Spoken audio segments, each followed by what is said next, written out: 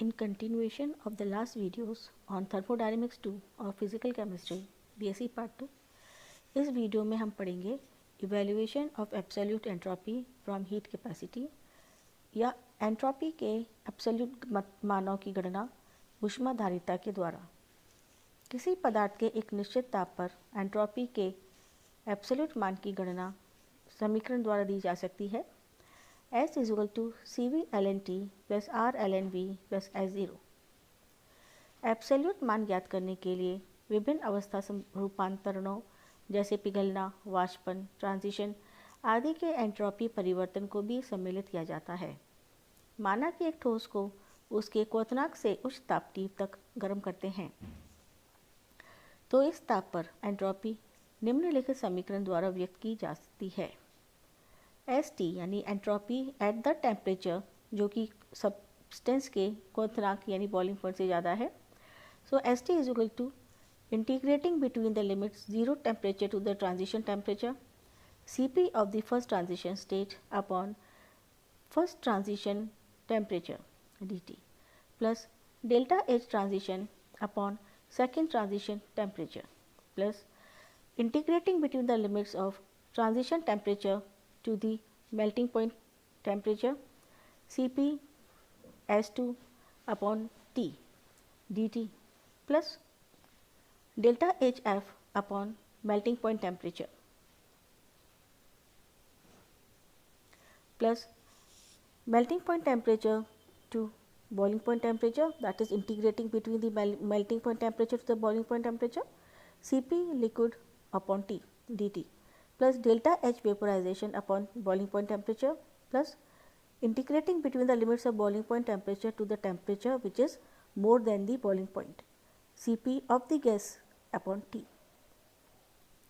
Cp S1 and Cp S2 heat capacity of the transition state 1-2 होते हैं और delta HT that is delta H transition, delta H fusion, delta H vaporization क्रमशः संक्रमण, गलनांक एवं वाष्पन से अवशोषित ऊर्जा है।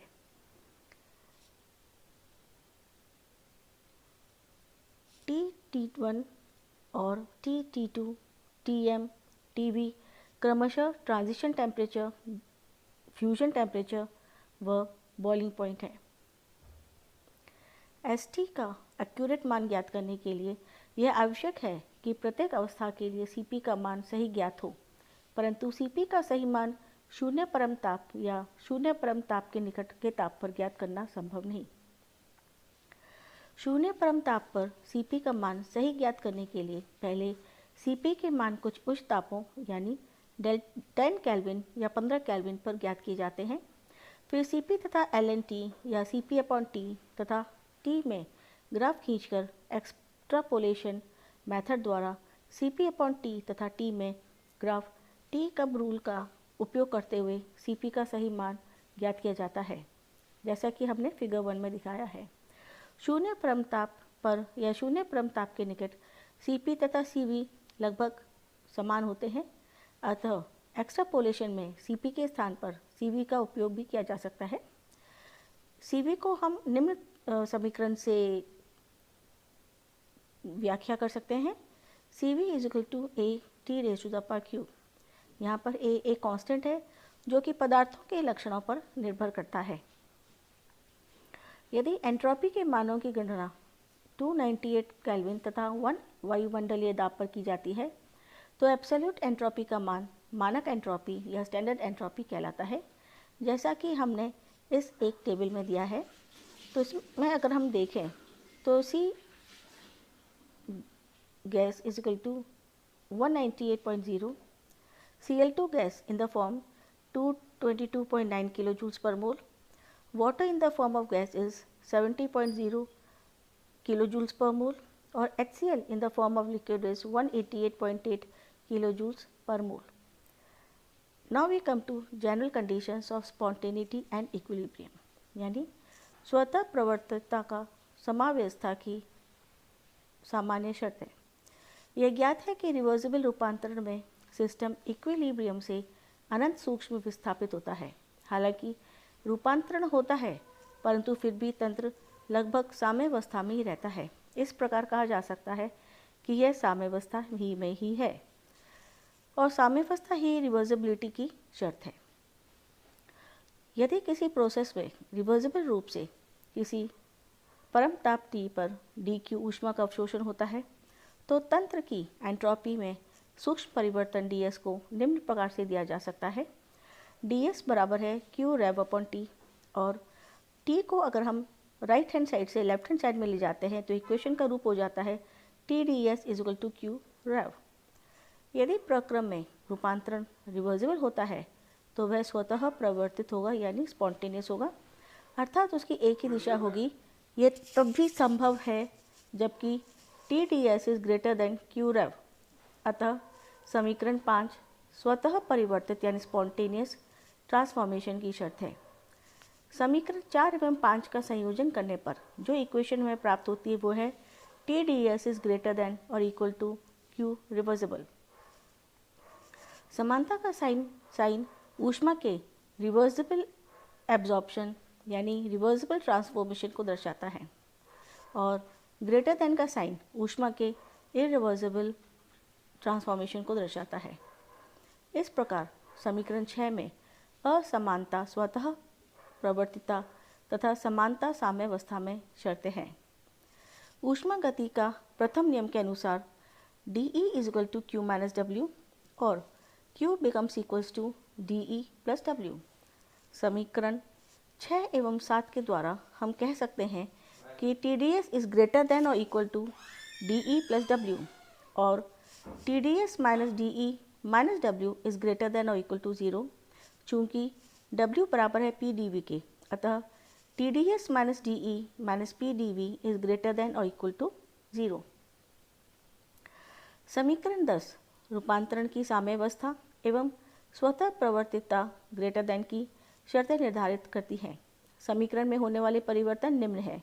ds is equal to entropy परिवर्तन, dE इज इक्वल टू आंतरिक ऊर्जा परिवर्तन और dV इज इक्वल टू आयतन परिवर्तन और वर्क इज इक्वल टू किया गया कार्य। अब हम आते हैं कंडीशंस ऑफ थर्मल इक्विलिब्रियम यानी तापीय साम्य शर्तें। किसी तंत्र की वह अवस्था जबकि तंत्र के प्रत्येक भाग का ताप समान हो सिस्टम की तापीय साम्यावस्था कहलाती है।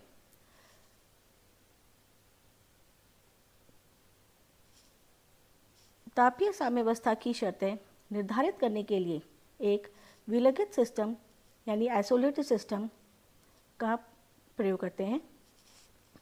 विलगित सिस्टम वह सिस्टम है जो कि सराउंडिंग से ऊर्जा और पदार्थ दोनों का आदान प्रदान नहीं करता, अर्थात इस सिस्टम द्वारा किया गया कार्य तथा ऊर्जा दोनों ही अपरिवर्तित रहते हैं, अर्थात dE बराबर 0 होता है तथा PdV भी ऑल्सो बराबर 0 होता है। उपरोक्त मान समीकरण 10 में रखने पर जो हमें समीकरण का रूप प्राप्त होता है वो है TDS इज इक्वल टू और ग्रेटर देन 0, या फिर हम कह सकते हैं कि डेल्टा S इज बराबर ग्रेटर देन और इक्वल टू 0। यह सिद्ध करने के लिए कि आइसोलेटेड सिस्टम के प्रत्येक भाग में ताप समान रहता है, इस सिस्टम को दो भागों में विभाजित कर लेते हैं। एक भाग से दूसरे भाग में माना कि ऊष्मा दैट इज क्यू रेव ऊष्मा प्रभावित होती है।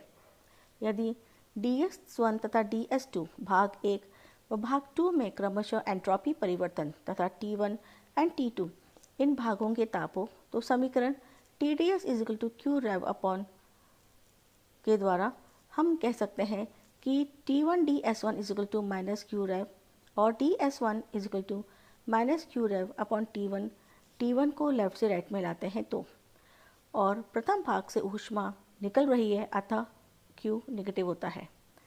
दूसरे भाग में अगर हम देखें तो TDS2 बराबर प्लस क्यू रेव और DS2 is equal to plus Q rev upon 2 T2 को अगर हम लेफ्ट से राइट में लाते हैं तो, और ये पॉजिटिव इसलिए होती है क्योंकि दूसरे भाग से ऊर्जा अवशोषित हो रही है और यहाँ हम ये मान रहे हैं कि T1 is greater then T2। Entropy में कुल परिवर्तन ds बराबर होगा DS1 प्लस DS2। समीकरण delta S is equal to positive quantity तो ds is equal to minus Q rev upon T1 plus Q rev upon T2, या फिर हम कह सकते हैं ds is equal to minus 1 upon T1 minus 1 upon T2 Q rev और ds is equal to 1/T2 minus 1/T1 Q rev. यदि ऊष्मा का प्रवाह स्वतः है तो समीकरण 12 डेल्टा एस ग्रेटर देन 0 के बराबर ग्रेटर देन और इक्वल टू 0 के अनुसार del D S is greater than 0, अर्थात 1/T2 minus 1/T1 Q rev is greater than 0, और we can say 1/T2 minus 1/T1 is greater than 0, अर्थात T1 is greater then T2। अतः ऊष्मा का प्रवाह उच्च ताप T1 से निम्न ताप T2 की तरफ स्वतः प्रवाहित होता है। यदि सिस्टम साम्यावस्था में है तो समीकरण 12 के अनुसार delta S is equal to 0, अतः हम कह सकते हैं कि 1/T1 minus 1/T2 is equal to 0 और T1 is equal to T2। यही यही तापीय साम्य की शर्त है, अर्थात यदि कोई सिस्टम तापीय साम्यावस्था में होता है तो प्रत्येक भाग का ताप समान होता है। That is all for today. Thank you.